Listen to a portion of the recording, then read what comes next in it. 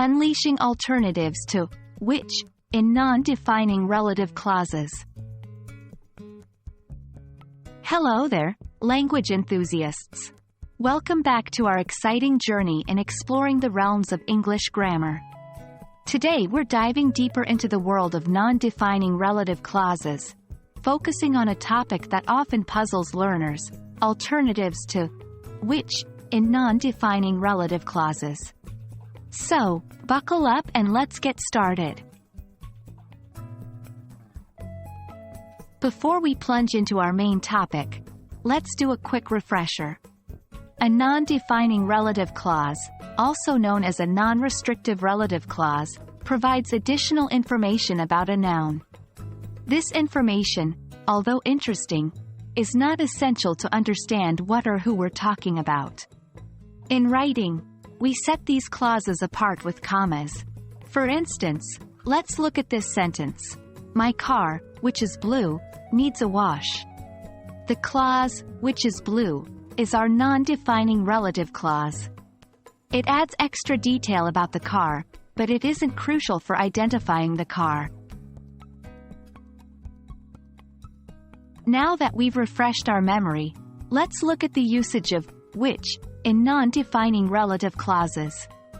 We use which to refer back to a whole clause or sentence, not just a single noun. For example, consider the sentence, "She ignored him, which was very rude."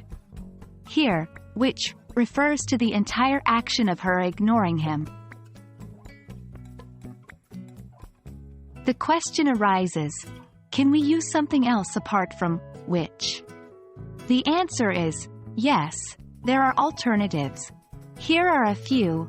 1. Who and whom. Who can be used instead of which when the noun we're referring to is a person, and whom can be used when the person is the object of the verb in the relative clause. 2. That can also be used as an alternative, but it's important to note that it's typically used in defining relative clauses.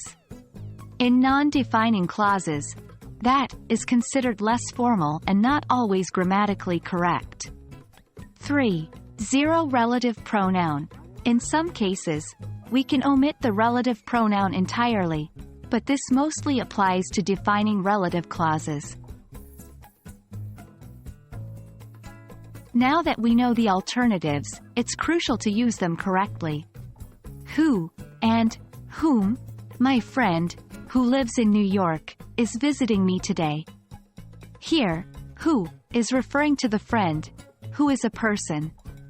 That, as mentioned, it's not common or always correct to use that in non-defining relative clauses. So, tread with caution. Zero relative pronoun.